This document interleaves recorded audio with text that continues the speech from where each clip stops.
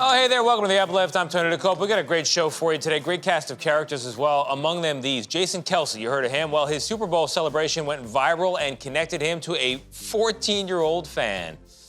Also, a pilot who was taught by aviation icons, then went on to make history himself. We'll explain. And a boy with a rare disease. It has not stopped him from overcoming challenges to live up to his name. That name? Shine. Plus, Steve Hartman has a special on-the-road story about the person who goes on the road with him. Looking forward to that. And David Begnaud has a story about a woman who needed help in the airport and a kind stranger who reminds us there are still some good people out there. A lot of them, in fact. All that and more heartwarming news. You're watching The Uplift. Hey there again, I'm Tony DeCope. This is The Uplift, the show that lifts you up for at least the next 30 minutes, you and me as well. And we're going to begin with a viral moment from the Super Bowl. NFL veteran, NFL great Jason Kelce, brother of Chiefs tight end Travis Kelce, celebrated his brother's win in Las Vegas wearing a luchador mask that did not belong to him. So, where did he get it? CBS Philadelphia's Nikki Dimitri has the answer. Super Bowl 58. It was a core memory in the making for 14-year-old Elijah Smith. And just being there is such an amazing experience, even if you lose. The diehard Chiefs fan from Texas saw the Chiefs' overtime victory alongside his family. His good luck charm? This signed luchador mask, which he also wore at last year's big game when the Eagles fell to Kansas City. Last year, every time I put it on, I feel like we scored a touchdown or got a defensive stop. It's the same lucky mask that ended up in the hands, or really on the face, of Jason Kelce. Elijah says he spotted the Eagles center at the Chiefs after party, so he ran over to grab a picture. I gave him my mask and he dropped it and then picked it back up from the ground.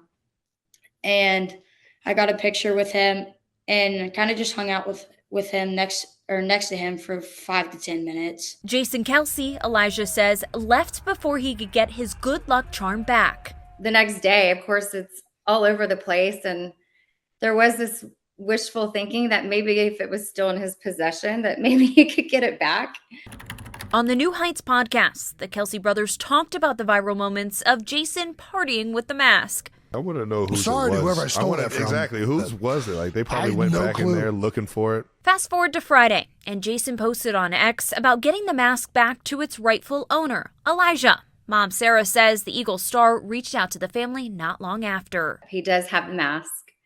And so it's pretty exciting that it's in the works to get it returned. So what happens in Vegas, at least in the case of this mask, doesn't exactly stay in Vegas. These Chiefs fans are thankful for Kelce's kindness. You can tell he just has a big old heart, and Philadelphia fans, you're very blessed to have him. He's awesome. And of course, The Uplift is a show that aims to inspire and bring joy. So we decided to go on out there and ask couples about the joy in their lives. Here's what they had to say. Hi. I was wondering if you were a couple. Yep. Yeah. And would you be interested in answering a few questions about your relationship? Oh, yeah. Who's the most inspiring person in your life? Right now, I'd say my wife. My wife. Oh, my wife inspires me. Are you married? Yes. How long have you guys been married? 26 years. 5 months. How long have you been together? Together for a year. Because we were friends first, a little over 5 years. We have officially been dating for 3 years now, but we've known each other for Over 10? over 10, yeah. What I love most about my partner is the comfort that comes with it. Man, there's a lot of stuff that I really like a lot about her. I think it's just like her quirkiness. She's really like funny. I love how easy it is to make Jake laugh. He laughs at everything. He's just a very, very cheerful soul, and I really love that about him. I love how Rachel is very good at pushing me outside of my comfort zone. And I've had some of the coolest experiences of my life with her. Oh, that's such a hard question because I love so many things about him. She just brings a lot of joy to a lot of people, and just one of the most committed people I think I know. There's a lot. I love Kim's smile and her laugh. It's just. I love a lot about you. I like the small stuff. He does a lot of small stuff. He leaves notes for the kids and for me in the mornings when we wake up. Just like little things, like he does hold the door, he does all that kind of stuff, and I know people are like, oh, we can do it, but for me, that just shows me how much love he has for me. We raised 7 kids together, and 5 of them are adopted out of foster care, and so it's very difficult. Her faith and just her unending love. Because she's so smart. Thank you, darling. He keeps me grounded, and he's very charismatic and very understanding and patient and fun. Oh my God, he has so like many a things. joy for life. Well, thanks, dear. It's a good word. Adventurous. Just the little things in life, spending those quality times together. We don't need to do anything big, and it just feels grand all the time. We've done nothing but walk around and talk with each other all day, and it just keeps getting better. And what's your favorite thing about her? Her eyes. And what's your favorite thing about him? His humor. She's like as curious about the world and exploring as I am, and it's fun to share things with her. And what's your favorite thing about him? He's really funny. He makes me laugh a lot, and he's always kind of going out of his way to make me feel special. I think his motivation, he motivates me a lot to do different things and keep the energy always high and positivity. I'm constantly learning things from her. She's always teaching me new things. She's beautiful and loving mother, and also super strong and independent. I feel like Rachel does small things all day, every day that make my life a lot easier and better. And just being around her, it's like, I love you too. Greg is the smartest person I've ever met. He is a great problem solver. But I think one of my favorite things about him is how he loves our son and our 2 little dogs. I mean, seeing him blossom into being a father has been one of the greatest joys of my life. His passion, his kindness, the way he looks at me, the way he does stuff at home. I guess figuring out life together is the best part. It's a beautiful story. Coming up in a moment, meet a little boy who has a rare disorder that required 17 surgeries over a 6-year period, but he still lives up to his name. That name? Shine. Plus, David Begnaud's story about a chance encounter at an airport that shows the importance of simple acts of kindness and human connection.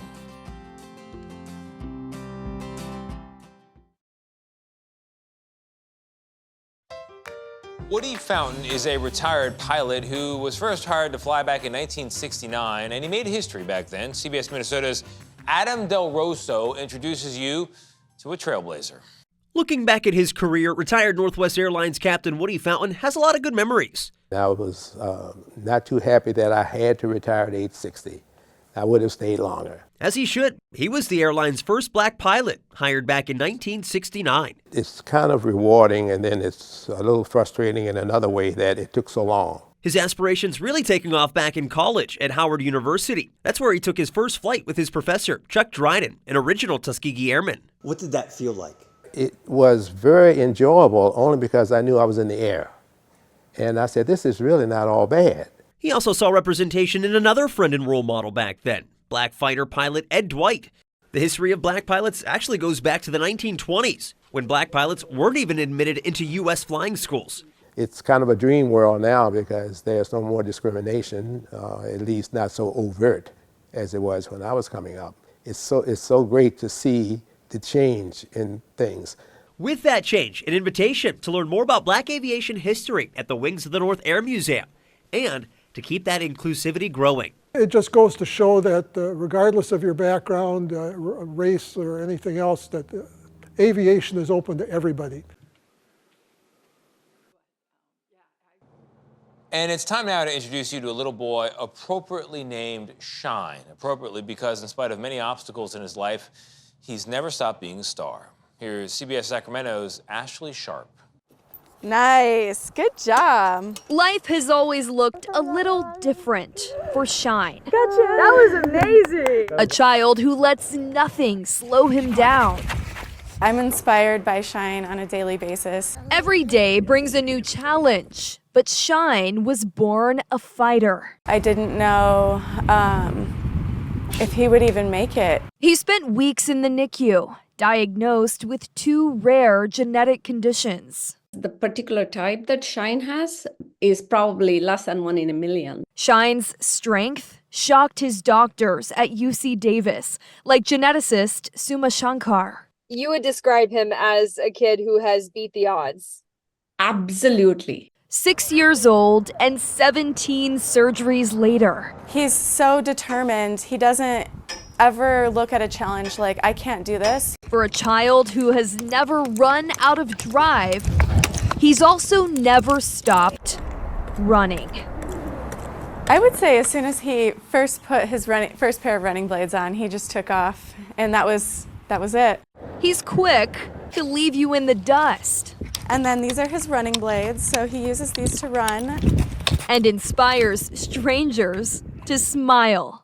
This little guy is super fast. Shine may have lost his legs to his condition, but gained instead a will to cross any finish line before him. Look, you can do anything that you want. You know, you don't have to let your disabilities hold you back. With hopes of one day being a Paralympic athlete, he runs daily. Have me time him in the driveway, running down the driveway, and he tries to beat his time. He also swims, skis, and surfs. A child who, even on a cloudy day, beams with his own ray of sunshine. He really does shine. It's a beautiful story. Coming up, Steve Hartman is always on the road, of course, meeting inspiring people and telling their heartwarming stories. This one is about a person who goes on the road with him. Stick around. You're watching The Uplift.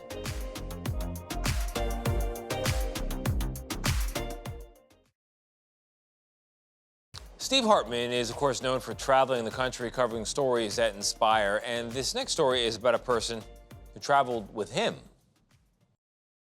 I knew I was going to get a hug. If you could look backward through the lens of the camera that captured the most memorable moments of my career, no way, you'd see the eye of photographer Bob Cakamies.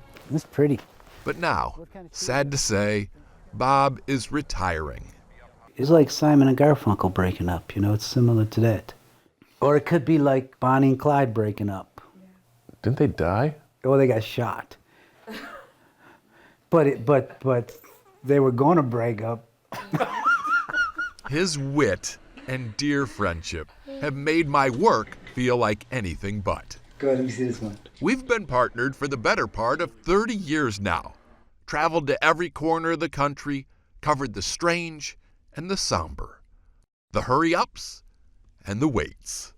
And to think it all began with a chance meeting at a company holiday party. And he was sitting down by himself because nobody liked him. And I said to him, if you want a cameraman, I'm your man. I was drawn to his humility. But working with him wasn't so much about like his raw talent as a cameraman, it was just fun. But the raw talent definitely was there. We've been told we're like an old married couple, and I know many of you can relate. In fact, this week we put out a call on Facebook asking to hear from other work spouses. Hundreds chimed in, and the relationships they described sounded an awful lot like real marriages. It makes it a joy to come to work. Right. You don't really have to explain certain things. They just know what you're thinking. He's my mentor. He's my confidant. Yeah, this is love. I mean, this is what love looks like. Match made in heaven. Bob and I couldn't agree more. You used to tell me, I love you like my dry cleaner. I had a good dry cleaner. Now I love you more than my dry cleaner. More than dry cleaner. Okay, here's the story. People have always told me I have the best job in America, and it's true, but not for the reason everyone assumes. Rather because every week I've had Bob by my side to share the experience. So you're going to miss me? I'm going to miss you a lot. We started out as work friends and we became best friends. And that part will never change. Steve Hartman, on the road, with Bob Cakamies. Love a Steve Hartman story. Coming up in a moment, 2 strangers who were brought together by what really was a random act of kindness, what they learned from this simple gesture at an airport in Atlanta. Well, it seems to me that I'm now understanding one nice guy, Michael, helped another nice person named Cindy. Thank you. That's what it sounds like to me. Thank you. I appreciate that. I guess that's me.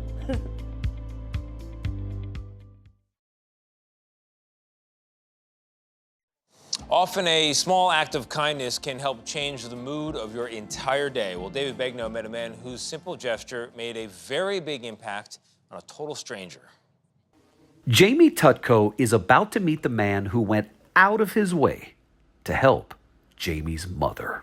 What's going on, man? How you doing, It's sir? great to see you. pleasure Great to to see meet you, you. man. It's awesome to meet you. How's your mama? She's good. She's good. She is Cindy Tutko. About 3 weeks ago, Cindy was flying through the Atlanta airport heading home to Florida. She had just left Baton Rouge, Louisiana, after visiting Jamie and his family. She arrived to Terminal C at the world's busiest airport in Atlanta and needed to get to Terminal F for her next flight. But the trains were not running at all, she says. So with a torn ACL and a knee in need of replacement, she started walking. She had actually fallen that day, and she put herself into tears with how much pain her knee was in. So when I was taking her to the airport, I could tell she was hurting. I had a big heavy satchel that I was carrying, and that's what was weighing me down. And it was full and heavy, very heavy. Michael, who happens to be from Lafayette, Louisiana, spotted Cindy limping along. Initially, Cindy said when you offered to help her, it was almost a little too forward, she was like, oh, no, I'm good. Miss Cindy's she's like my mom. She's a striking woman. She captures the room, but she's a strong woman. Well, Louisiana, but it's that culture that you talk about. We want to help. For some people, it's a little much, but that's just who we are. And that's why Michael wasn't going to take no for an answer. I grabbed her black statue and I put it on. I didn't ask her. Come on. Yeah, let's go. At first I thought, what if this guy steals my bag and is gonna take off? I'm doomed. I can't run after him. And we walked and we shot the breeze. Within seconds, really, I realized he was genuinely being nice. He was just a nice guy and he was helping me out. For 55 minutes, Michael carried Cindy's bag and walked right alongside her through terminals C, D, E, all the way to F. Right before we got to the gate, he grabs my hand, he looks at me and he goes, "You're my mom." And I'm like, okay. And we walk up to the gate and he tells the guys at the gate, he says, this is my mother and she's got some issues with her knee. And is there any way that she can get on the plane before everybody else? Because she walks very slowly. And the guy was like, sure, no problem. I give him a hug, I kiss him on the cheek and I'd whispered it in his ear. I'm like, your mom would be proud. That's all I needed, man. Cindy texted Jamie to tell him all about that nice guy Michael from Lafayette. And Jamie immediately turned to social media asking for help finding him. It only took 2 hours. His fiance messaged me on Twitter. She said, hey, I think that the Michael that you're looking for is my Michael. And I said, oh, really? Why do you think that? My Michael. And then she said, did your mom, did she have knee surgery or is she about to have knee surgery? And I said, boom, that's it. It's sad that our society has eroded to a point where I'm on TV and Jamie's on TV and you're here, which we're flattered. But I mean, I didn't do anything, these guys or Jamie or yourself, be a human being. Michael didn't know it, but the lady he helped is a helper herself. You see, Cindy serves the deaf community as a sign language interpreter. My parents were both deaf, so sign language was my first language, and I have been dealing with the deaf ever since. Well, it seems to me that I'm now understanding one nice guy, Michael, helped another nice person named Cindy. Thank you. That's what it sounds like to me. Thank you. I appreciate that. I guess that's me. I think thank you is... Thank you. Mm-hmm. Thank you. Thank you, Cindy. Thank you, David. My friends, the language of kindness is universal. And take it from this Cajun, it is the Louisiana way. I may not have been born here myself, but this is home. Louisiana is home to me, and I love it here, and this is the best place in the world. Well, we're happy to have with you. the best people in the world. With the best people in the world. There's no Bingo. doubt about that. Absolutely no doubt. Yeah. It seems so simple, and it seemingly is such not a big deal, but it is in that simplicity that there is the beauty. It's that little act of helping a random person get to a place that she needs to go and making it easier for her. Yeah. Right? Yeah. Deep when you break it down. Well spoken. But it does. You're correct. Yeah, you're absolutely You right. just broke it down to, if people can understand that, sir, this was worth everything. Yeah. That's our show. I hope it brightened your day and lifted you up. Thanks for the help in that, David Begnaud. If you didn't like what you heard, if you don't feel like you're floating on air, you know, the reruns, as I like to say, always free. Watch again. I'm gonna go find some good news.